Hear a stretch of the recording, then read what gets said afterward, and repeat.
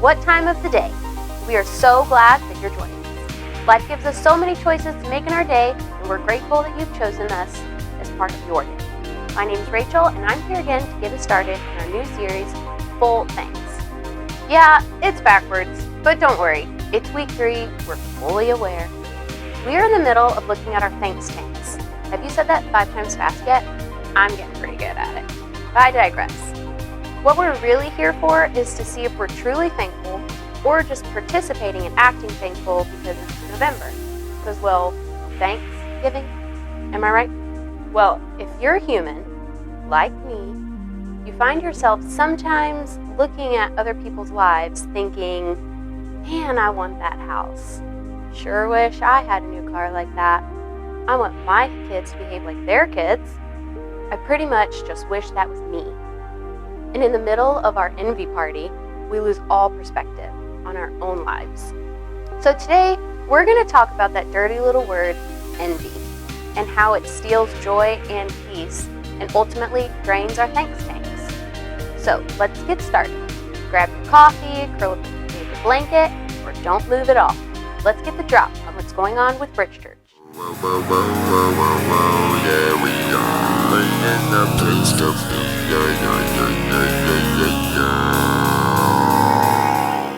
Hey, I'm Angel, and you're about to get the drop.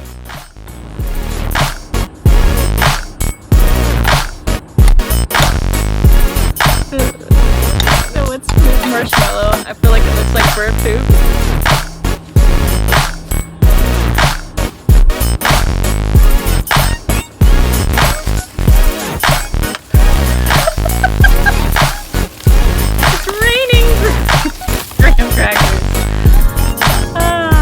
I know you've been wanting some more of the drop. We're glad that you're watching or listening. I listen to the podcast sometimes, but there's so much more. If you haven't gotten to a circle yet, don't end 2020 without doing it. Just say yes. There's always a place for you. Join us Sunday at 4 p.m. for a Sunday Circle. All that information can be found on our website under the Circles tab. Coming up this week is our prayer experience. If you haven't gotten signed up, there's still time. Post a comment if you're interested or want more information, and someone will get back to you. Don't miss out. No, I know. What did I say? For more information about what's happening, head on over to our Facebook page or check out bridgedayton.com. I'm sure you know other s'mores jokes too. Please post them online. And now here's John with part 3 of Full Thanks.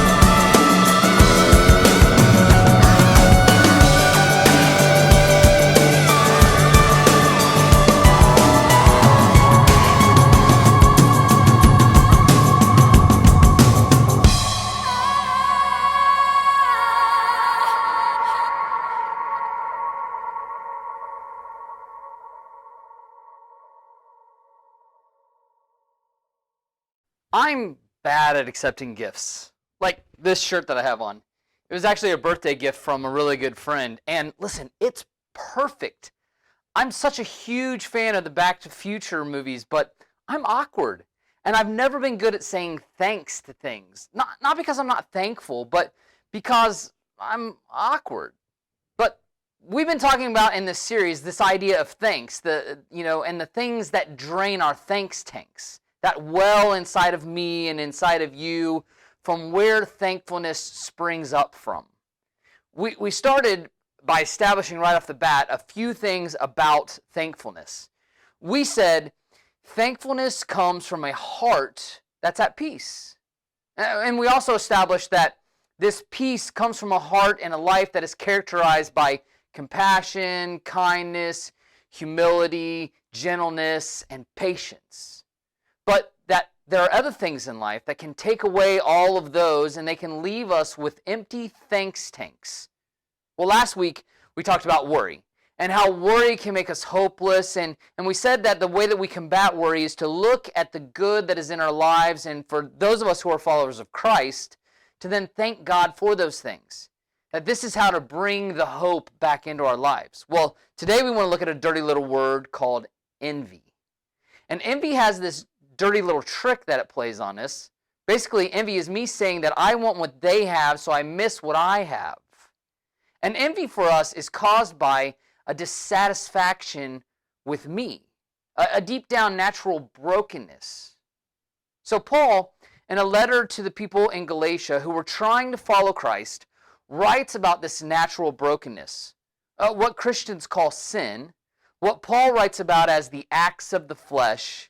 And in this part of his letter to them, in chapter 5 of Galatians, Paul is talking to them about freedom and where ultimate freedom comes from. Then, in the middle of all of it, Paul gives them this list of the acts of the flesh, the things that we naturally do, so naturally that many times we don't even realize that we're doing it, that cut off our freedom and steal our peace. Here's his list in Galatians 5, starting in verse 19. He says, the acts of the flesh are obvious. Again, acts of the flesh, or the things that we most naturally do are, and he's going to give us a very interesting list. He says sexual immorality, impurity, and debauchery, idolatry, and witchcraft. Now the first three are sexual in nature: immorality, impurity, and debauchery, and would consist in our 21st century minds of things like affairs, one-night stands, pornography addictions, creepy sexual thoughts, lustfully staring at people in public places, people who aren't your husband or wife, right? The next two are worship related. And most people don't have a little statue in their house, that they bow down to for worship. There are religions that still exist like that today, and in this time that Paul is writing, it's actually big. Paganism, the worship of the Roman and Greek gods, was really big at this time. And they went to temples and gave sacrifices to these statues, to these gods, and everyone had a little statue in their home, and they tried to appease those gods. Well, witchcraft, again, seems large and out there for most of us. Now, there are probably some around us, maybe some people that you know, who actually practice witchcraft, but it's mostly an in the movies thing in most of our minds. So this first part of the list seems pretty extreme, pretty out there, and very controllable in our 21st century world. Then Paul gives us the rest of the list. And it isn't so reassuring as he goes on in verses 20 and 21. Hatred, discord, jealousy, fits of rage, selfish ambition, dissensions, factions, and envy, drunkenness, orgies, and, in case he missed something, and the like. So, in the same list as debauchery-filled sexual immorality, idolatry, and witchcraft, Paul says hatred, discord, which is a lack of harmony over a disagreement, jealousy, fits of rage, and listen, I know you don't want to own up to that one, but let your kids do something completely off the rails, or just go for a drive and then call me, right? Selfish ambition, basically looking out for you over everyone else. Dissension, which is the disagreement in discord. Factions, which goes along with that. It's the forming of a group for the sole purpose of disagreeing, the dissension, knowing that it will most likely lead to a discord. Drunkenness, which I think is, pretty self-explanatory. Orgies, which isn't how you think about it right now. An orgy would just be a big, out-of-control party. And in the middle of this list, he puts our word of the day, envy, which seems like such a tame thing, especially compared to the rest of this list. But Paul's point is, this is what naturally comes out of us. And these things are all on the same level because of what they do to us. Sin doesn't bring a God consequence into our lives. Sin brings a natural consequence into our lives. If I decide to be unfaithful to my wife My wife might decide not to be my wife anymore, right?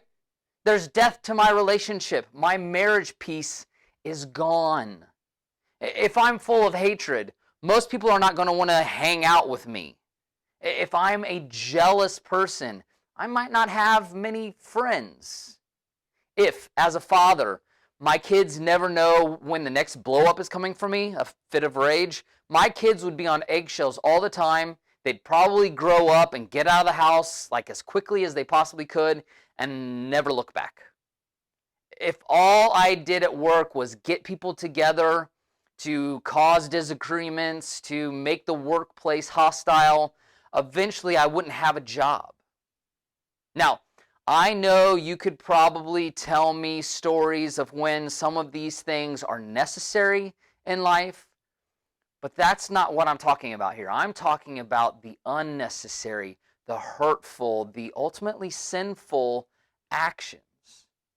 And we could probably all tell stories of people in our lives that fit some of these categories and how it destroyed friendships, how it destroyed families, how they lost jobs, and ultimately peace. So this is what Paul's ultimately talking about. And he has on his list envy, because he knows of the destructive nature of envy. And he knows this because he had experienced it in his life, and because Jesus taught a lot about envy. And Jesus taught a lot about envy because he looked back at, wisdom literature that King Solomon wrote, whom, by all accounts, was the wisest king to ever live because God had given him wisdom, so he wrote a lot about envy, and he wrote about what envy does to us. But one thing in particular that King Solomon wrote speaks directly into our discussion today about thankfulness and envy, and it encourages us to fix the faucet of envy that is drip, drip, dripping, and leading towards a gushing life of thanklessness, living on empty thanks tanks. So how I want to wrap up today is like this. I want to look at this one proverb that Solomon wrote, and I want to encourage us to do something that isn't normal, but will either fix the drippy faucet of envy in our lives or make sure that we never end up there. So are you ready? Here's what Solomon wrote in Proverbs 14 and in verse 30. He says to people seeking to live wise, full lives, that a heart at peace gives life to the body. Because remember, envy is caused by dissatisfaction with me. And when I'm not happy with me, my heart isn't at peace. And when my heart isn't at peace, I'm not thankful. In fact, when my heart isn't at peace, I'm generally not fun at all to be around. And some of that other stuff that Paul wrote to the Galatians about, it naturally comes out of me.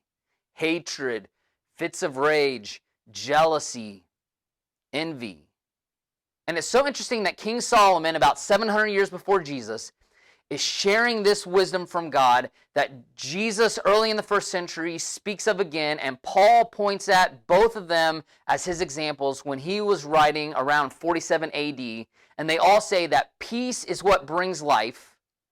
And then all three point at this dirty little word that none of us likes to see inside of ourselves when King Solomon says, but envy rots the bones.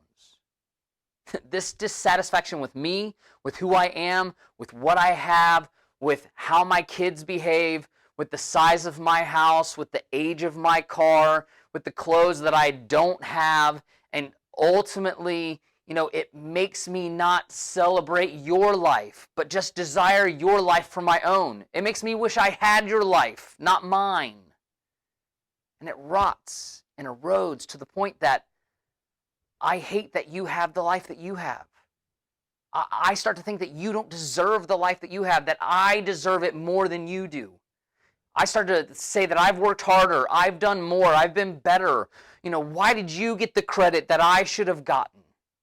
And listen, I know this is all really, really ugly, but the truth isn't always pretty. And the only way for us to move forward is to become truly thanks-filled people all year, not just at a time of the year. We have to see this for what it is. And we have to realize that Envy wastes our time, opportunity, and steals our joy. That's all envy does. It wastes and steals, like a leaky faucet on the tank of our life, leaving us without joy, leaving us without peace, leaving us thankless. So what do? Well, hopefully you did part 1 last week of the homework. Remember, I encouraged everyone to sit down either individually or with your family and to create a list of the good. A thankful list, if you will. And for those of you who are Christians, I encourage you to realize where those things came from and to thank God for them. I hope you did that because it's going to play a role in this week. Envy can only begin to be repaired in one way, and that way is celebration. And there are 2 types of celebrations. The first celebration is to celebrate other people's success. When you celebrate something good in someone else's life, you fight envy in your own life. And I know some of you are like me, you're thinking, how do I do that? And how do I be genuine in doing that? It might seem weird for me. I've never done anything like that before. It's going to come off wrong. And to that I say, have you ever been congratulated by someone, celebrated by someone, and felt bad about it? When something good happens in our life, we love it when people take notice, even if we're awkward. And if you're wondering, well, how could my envious heart celebrate a person that I've been so jealous of? I give you the immortal words of Nike. Just do it. If you knew that something was rotting your house away, would you wait until you felt like it to repair it? If you knew you had a tooth that was rotting away in your mouth, would you wait to go to the dentist? If you got in the fridge to get food, but what you wanted was rotten, would you just say, oh, well, I don't feel like going to the grocery store? No, you'd get it done. If you know something is rotting you from the inside out, take care of it and take a step to be for someone in your life by celebrating what they have that possibly you want. Then, celebrate what God has given you. Go back to your list from last week and make a big deal over what God has done in your life. Find the good in that thing that maybe is frustrating you. See the good in your house. It's small, but it's mine. I bet their mortgage payment is huge. Mine isn't. Your car, it might be ugly, but you don't have a loan. Your spouse, he's not home as much, but he works so hard for us and things maybe aren't what expected, but maybe it's better. Your kids, he doesn't act like her kid, but he's fearless. Their kids are quiet, but I'm glad mine has a lot to say. Your job might not pay as much as his, but you love the people. Your 401k from your job might be as much, but your job is flexible. Because listen, if you spend all of your time wanting a house like theirs, a better car because they have a better car, your spouse to act like hers, your kids to act like his, your job to be as lucrative as theirs, you're not thankful. You're envious, and it's rotting your bones. And listen, you may fake thankfulness because it's November, but you're running on empty thanks tanks, and it will end as soon as January comes around. So come on, right? If you know there's a better way to live every day, to be more thankful, wouldn't you be willing to do it? To stop the rot? Listen, recognize the envy, celebrate them and you, and let's live our lives on full thanks.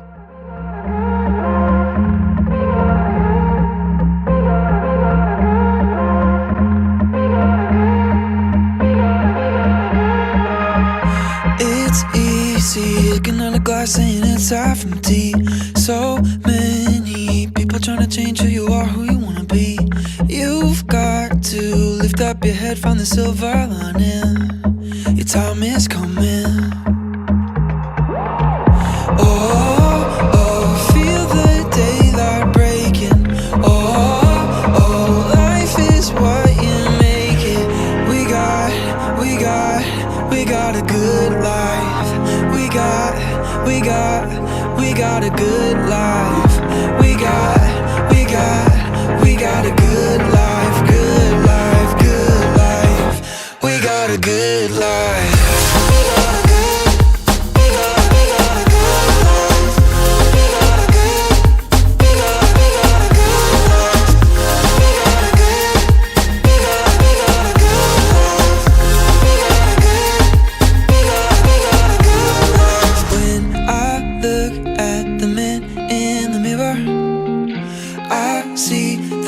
person that I am and the person that I wanna be. And I could spend my